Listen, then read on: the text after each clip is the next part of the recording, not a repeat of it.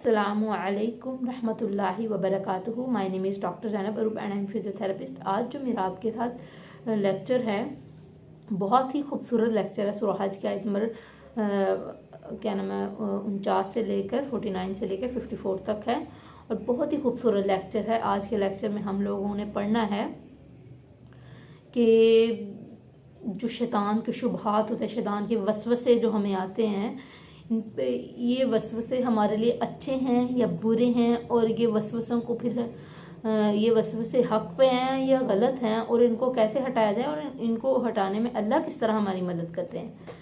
तो स्टार्ट करते हैं। नहमदुहु व नसल्ली अला रसूलिहिल करीम, अम्मा बअद, फ़अऊज़ु बिल्लाहि मिनश शैतानिर रजीम, बिस्मिल्लाहिर रहमानिर रहीम, रब्बि इश्रह ली सदरी व यस्सिर ली अमरी वहलुल उक़दतम मिन लिसानी यफ़क़हू क़ौली, रब्बि ज़िदनी इल्मा। बिस्मिल्लाहिर रहमानिर रहीम। सबसे पहले आयत नंबर 49 में अल्लाह ताला फरमाते हैं कि नबी अकरम सल्लल्लाहु अलैहि वसल्लम से कलाम है कि क्या फरमा दीजिए कि मेरा काम तुम्हें खबरदार करना है, मेरा काम तुम्हें तुम्हें इल्म पहुंचाना है। आगे मैं अल्लाह की तरफ से तुम्हें डराने वाला भेजा गया हूँ खुल्लम खुल्ला, कि अल्लाह ताला ने मुझे तुम्हारे यहाँ वर्ड यूज़ हुआ है कि खुल्लम खुल्ला डराने वाला, नज़ीर मुबीन, के खुल्लम खुल्ला डराने वाला। तो अल्लाह ताला फरमाते हैं कि मैंने तुम्हें, अल्लाह ताला आप सल्लल्लाहु अलैहि वसल्लम को फरमाते हैं कि इनको कह दें कि मेरा काम तुम्हें खबरदार करना था, आगे फैसला करना अल्लाह का काम है कि, और वो वही तय करेगा कब तुम्हें अजाब देना है, कब तक तुम्हें ढील देनी है, कब तुम्हें ढील के बाद तुम्हारी पकड़ कर ली जाएगी। तो ईमान वालों और नेक अमल करने वालों के लिए बख्शिश है। आगे आयत नंबर 50 में अल्लाह ताला फरमाते हैं कि ईमान वालों और नेक अमल करने वालों के लिए बख्शिश है और इज्जत वाला रिज़्क है। इज्जत वाला रिज़्क क्या है? ईमान अकेला काम नहीं कर सकता, ईमान के साथ अमल भी नेक करने पड़ेंगे। ईमान के साथ वो जो किताबें आप पढ़ते हो ना, कुरान को, इसको अमल भी लाना पड़ेगा।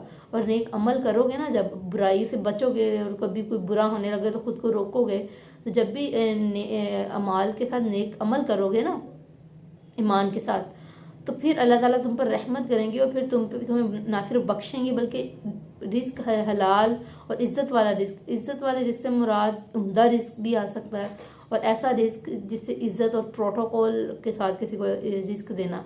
तो आगे अल्लाह ताला आयत नंबर 51 में फरमाते हैं कि जिन्होंने आजिज करने वाली बनकर, मतलब कुछ आयात हमारी, मतलब कुछ लोग ऐसे हैं जो हमारी आयात को मतलब आजिज करने वाले हैं। कि क्या है?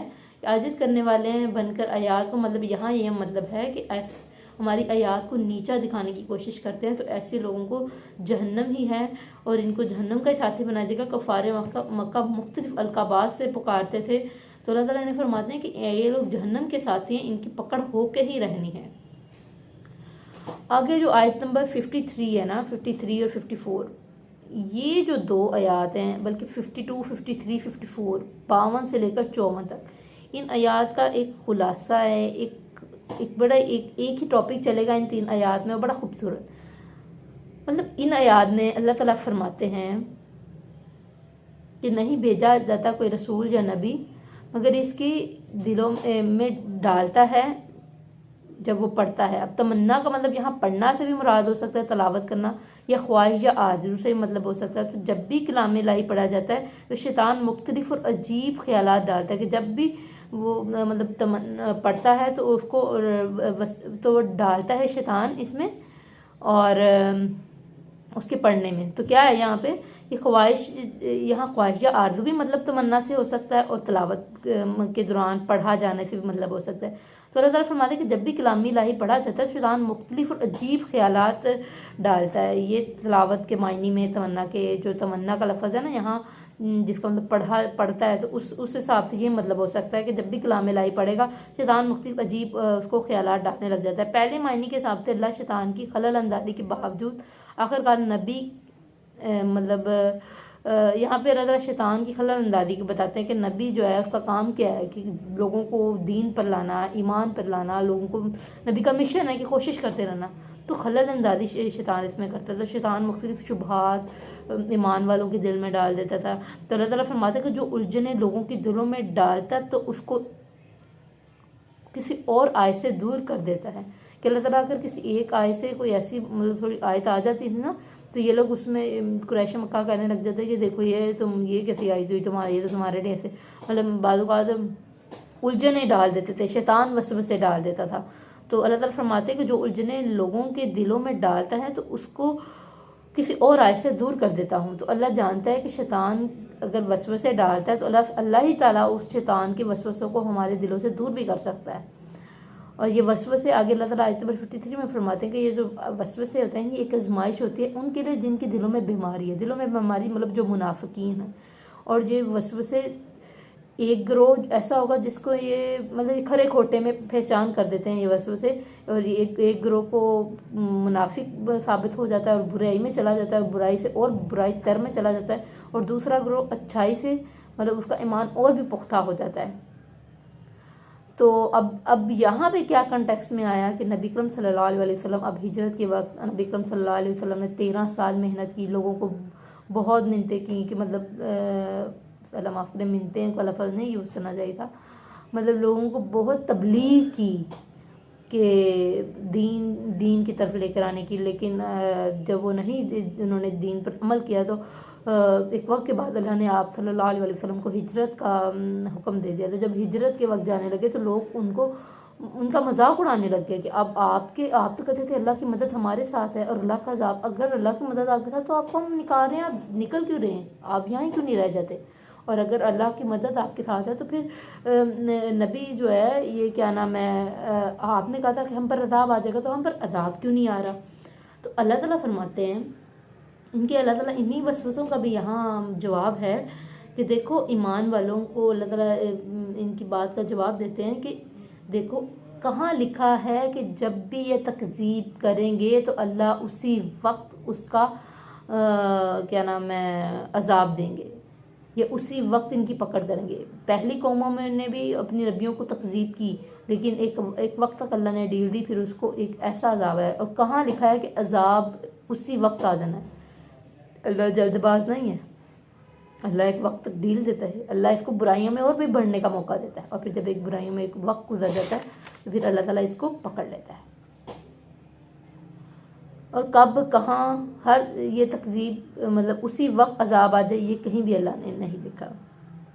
اس کے علاوہ پیغمبر کی دعوت کے مقابلے میں پہلے بھی بہت ساری رکاوٹیں اور اعتراضات آتے رہے ہیں، تو یہ اب بھی یہی کام کریں گے، لیکن اللہ تعالیٰ ایک وقت کے بعد ان بری روشوں کو ختم کر دیں گے اور ان کا تباہ شدہ قوموں کا پھر آپ نے حال دیکھا. یہ محکم آیات جو ہوتی ہیں نا وہ شبہات کو ختم کر دیتی ہیں، تو ایسے کھورے کھوٹے علیحدہ ہو جاتے ہیں. اس کے علاوہ حج کے بعد یہ لیسن کا یہ نچوڑ تھا.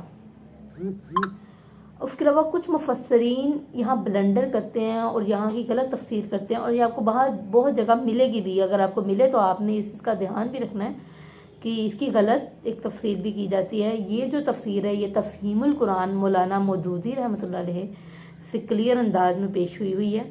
اور وہ جو بلنڈر ہے وہ کیا ہے کہ ایک اور تفسیر کی جاتی ہے اس میں کہ جب کوئی رسول نہیں بھیجا تو نبی کے دل میں تمنا آ گئی کہ کاش ایسی آیت آ جائے کہ کفار مکہ کا دل صاف ہو جائے اور دین کی طرف آ جائیں یا تنقید میں کم کر دیں، کہ ان کے دل میں خواہش آ گئی کہ یا جب تنقید ہی کرنا بند کر دیں یا پھر ہم پہ یہ لوگ ان کو دل صاف ہو جائے اور یہ بھی دین کی طرف آ جائیں. تو یہ تمنا دل میں ہی تھی کہ سورہ نجم نازل ہوئی اور وہ مجلس قریش میں بیٹھے ہوئے تھے، تو آپ صلی اللہ علیہ وسلم نے سورہ نجم کی ایک آیت پڑھی اور بیچ میں ایک لائن پڑھی کہ بلند و مرتبہ دیویاں ان کی شفاعت ضرور متوقع ہے، کہ بلند و مرتبہ دیویاں ہیں ان کی شفاعت ضرور متوقع ہے. پھر انہوں نے دوبارہ سورہ نجم سٹارٹ کی، لیکن بعد میں جب پھر رات میں فرشتے آئے اور انہوں نے آ کے آپ صلی اللہ علیہ وسلم کو کہا کہ حضرت جبرائیل نے کہ میں نے تو یہ آپ پہ نہیں نازل کیا تھا، یہ آپ نے کیا کہہ دیا کہ بلند و بالا دیویاں ہیں اور ان سے شفاعت متوقع ہے. تو جب یہ آپ صلی اللہ علیہ وسلم نے یہ مجلس قریش میں پڑھا تھا تو مشرکین اور مسلمان سارے سجدے میں گر گئے تھے. مشرکین اس لیے گر گئے تھے انہوں نے کہا کہ ہم بھی تو اسی پوائنٹ پہ کہ رب ہے، مگر یہ جو دیویاں نا ہمارے بت ہیں یہ ہمیں مدد کریں گے اللہ کے ہاں ہماری شفاعت کرنے میں. اور آپ صلی اللہ علیہ وسلم کبھی شرک کو بڑھا سکتے تھے؟ یہ کبھی کہہ سکتے ہیں؟ کہتے ہیں کہ یہ شیطان نے بہکامے میں کہہ دیا. انہوں نے بعد میں آپ صلی اللہ علیہ وسلم بہت مغموم ہو گئے اور پھر سورۃ نجم صحیح طرح پھر آپ صلی اللہ علیہ وسلم نے پڑھی، مگر بہت سارے مفسرین اس کو نہیں مانتے. ابن خزیمہ، امام رازی، ابن کثیر، کوئی بھی ان کو نہیں مانتا۔ ابن کثیر تو فرماتے ہیں کہ جتنی سندوں میں روایت ہے وہ سب منسل اور منقطع ہیں، اور ابن خزیمہ کہتے ہیں کہ یہ گڑا ہوا قصہ ہے۔ بہقی کہتے ہیں کہ از روح نقل یہ قصہ ثابت ہی نہیں ہے، اور قاضی ایاز کہتے ہیں کہ اس کی کمزوری اسی سے ثابت ہو جاتی ہے کہ اجزائے سطح کے مثلثین کسی ایک کی بھی اپنے ہاں نقل نہیں کی انہوں نے، یہی نہ ہی سکا راوی سے ہے، سکا راوی سے نہیں ہے، مطلب کیا مطلب یہ ٹرسٹفل بھی نہیں ہے۔ امام راوی بھی اس کے رد کرتے تھے، تو مومن اس کو مطلب مان بھی نہیں سکتا اس قصے کو، کیونکہ اس قصے میں شرک، آپ صلی اللہ علیہ وسلم نے اپنی تمنا پوری کرنے کے لیے کہ مشرکین بھی مسلمان ہو جائیں، تو اس کے لیے انہوں نے اللہ معاف کرے نعوذ باللہ، یہ لوگ کہتے ہیں کہ انہوں نے پھر شرک کے ساتھ ملا کر دین کو پیش کیا تاکہ پھر خارج میں آ جائیں۔ نہیں، ایسا ہو ہی نہیں سکتا۔ تو یہ ہمارے پورے قرآن کی بہت ساری آیات کو ٹکراتی ہے یہ قصہ، اس لیے یہ قصہ ہو ہی نہیں سکتا کہ یہ قصہ جھوٹ ہے۔ اس لیے بہت ساری تفسیرات میں اگر سامنے آئے تو ہمیشہ اپنے دل اور اپنے دماغ اور اپنی آنکھوں کو کھلا رکھیں۔ اللہ تعالیٰ میں اور پڑھنے والا، سیکھنے والا، سکھانے والا بنائے۔ اس جو لیکچر یا ان آیات کا جو مین مطلب تھا وہ یہی تھا